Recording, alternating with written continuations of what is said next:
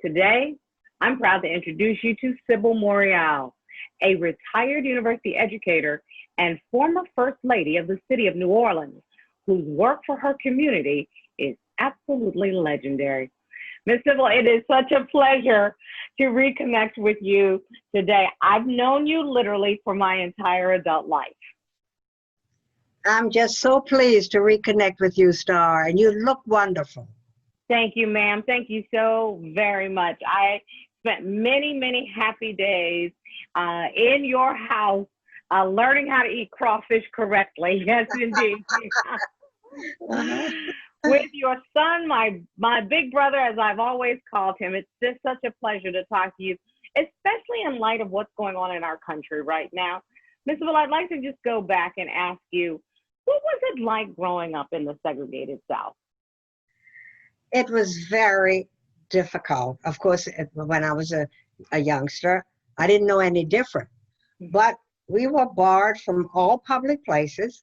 We were reminded when we stepped outside of our door, step back, you're not allowed. We knew our limitations, and we adjusted to that because our parents had told us, you know, this is the way it is. You carry yourself with respect, but don't step out of line because bad things may happen. It's unfortunate that you have to tell this to your children, and of course your sons more so, and that still goes on, Star. Yes, indeed. Actually, I'm going to ask you to go back. Tell me where you were born, and tell me just a little bit about your family. Okay, I was born in New Orleans many, many years ago. My parents were, my father was a surgeon. My mother was a retired teacher because in those days, they did not hire married women to teach. She taught school, but when she married, she had to stop teaching. Unfortunate, but that's the way it was. So I grew up in a middle-class family, comfortable, with parents who tried to give us every advantage that the community wouldn't. And they did that by connecting us with the two historically Black colleges here, Xavier University and Dillard University, to go to plays and operas and lectures. So that's what our parents did. They also, I was raised by a village. All of us were, because all of our parents got together to do family things like picnics and parties and Easter egg hunts and so forth, because we were so limited in what we could do in the community. So actually, as someone who saw the civil rights movement from its grassroots beginnings, what are your thoughts now, more than 60 years past the start of the movement, on its progress and its impact on our society? Well, it breaks my heart that 65 years later, we have to go through the same thing, the same hatred, the same rejection, the same police brutality. It is just heartbreaking that here we are, and the venom is as mean as it was back then. Literally, in the same day, we lost two civil rights icons. And when I say icons, these are people who put their lives on the line for the advancement of our people and all people. Do we still have leaders like that now? I think so. I think we do. They haven't been tested. I don't know if that's the correct word to use, but I think they're going to step up as things get worse. They have stepped up in publicly stating their rejection to what's going on, and working in the background to get people involved and be sure that they vote, be sure that they know the facts. And thank goodness for television that we do know what's going on. That was the big thing, I think, that pushed us forward during the civil rights movement. That was the dawning of television, where everybody had a television, no matter what their economic status was. Everybody had a television. So you knew what was going on. You know, that's very interesting, because if the television 65 years ago was the great equalizer, I think the computer and technology is the great equalizer now. Because as you look at why people are as informed as they are, it's because of technology. You're absolutely right, yes. What were your thoughts on the current civil unrest that was sparked by George Floyd's untimely death?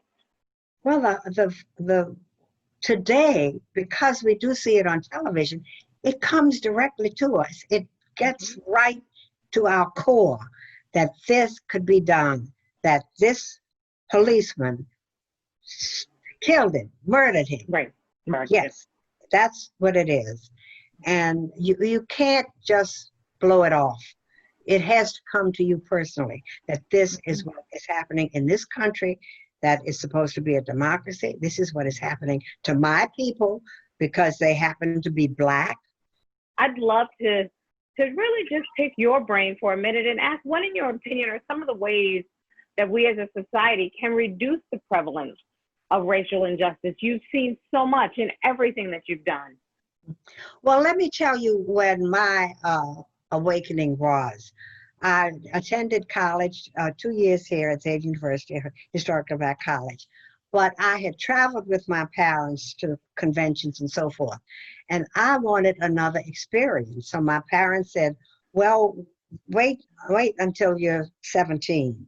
I was young in college, and I decided on Boston because I had very good memories of being in Boston at a convention. And so I applied to Boston University. I was accepted. I loved it because I could go anywhere I wanted. It was a freedom that was foreign to me in my hometown. And so I went to everything. I went to the opera, I went to the Boston Pops and the museums and all of the things, the skating rink, all of the things that I was barred from here. But at that time, this was in the 50s, when the civil rights movement was just evolving. And we had to go to the African-American neighborhood to get the Black newspaper to find out what was going on in the courts. We were keeping up with the Brown case that was before the Supreme Court. So all of us from the South, now Martin Luther King was a friend of mine then because he was at Boston University at the same time. And we knew each other through fraternities and sororities and networks. Our networks are strong. And so when the Brown decision came down, we all said, we love the freedom of the North. We're going home because we want to be a part of the change. And that was Martin from Atlanta, that was John from Jacksonville and Memphis and Montgomery and all of the southern towns. We all came back home. And many of them made their mark. None as spectacularly as Martin Luther King, but we did. You know, they became state legislators, one founded a Black bank.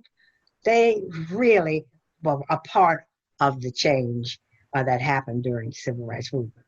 And what I have to say to this generation is that if you care about this, if you care about our country, then you have to be a part of the change in whatever way you can, through organizations, through your work, through all of your networks. There's something you can do. And I got involved in voter registration because that was the important thing during those years. And it's still very important to this, at this time, right now, voter registration, voter education, and really countering the efforts of voter suppression. The importance of voting cannot be understated. Am I correct? You're absolutely right. And there have been subtle ways to deny us that vote. You know, you have mentioned a couple of times, which I love, the fact that you attended a historically Black college or university. And not only did you attend Xavier for a while, you actually went back and became an educator there. How important is the HBCU environment in our country? Absolutely the best experience that our young people can have because they are important. Their success is prime in all of us who offer that, the administration, the faculty, and all of the other staff. It's a confirming, reaffirming experience for these kids. It has high expectations. and gives them the confidence. Yes, you are important and you can do whatever you want to do and you can be a leader. That's what historically Black colleges give to Black students. Or Kamala Harris, who is also a United States Senator, is being mentioned very prominently in conversations about her becoming the vice presidential nominee. What are your thoughts on that and the impact that would have on the image of Black women?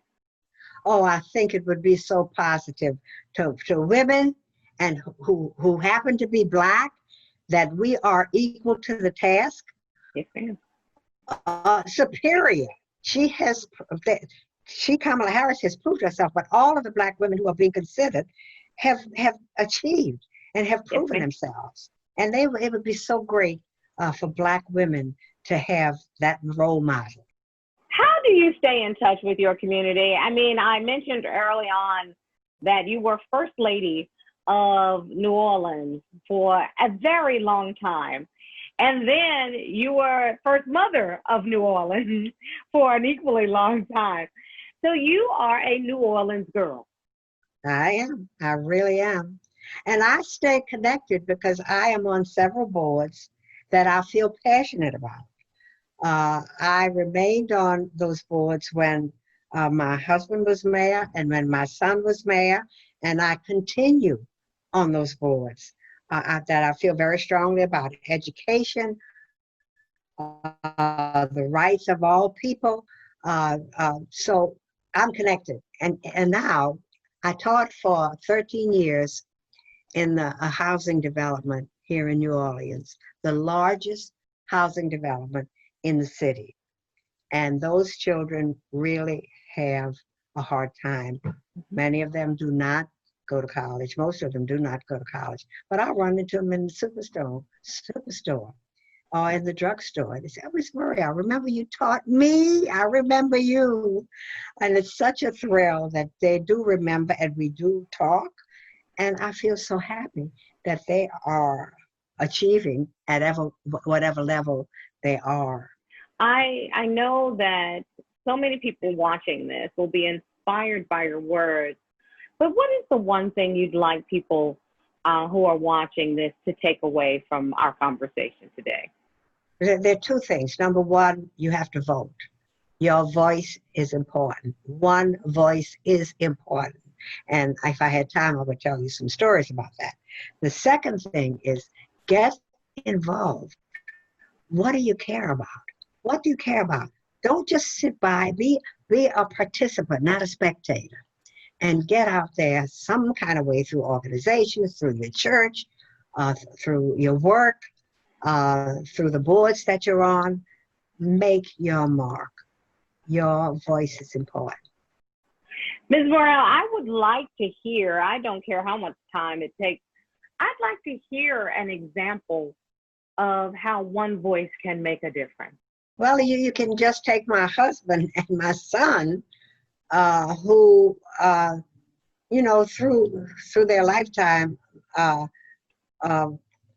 brought about change because they were attentive, they were persistent, they were courageous, they didn't step back, they stuck to the guns, they had integrity, they didn't veer from the path. And that's what I saw in my husband, and that's what I see in my children. Of course, Mark soared to the national stage, but my other children, I have 5 children, the other 4 are involved through their professions, but also in their personal lives.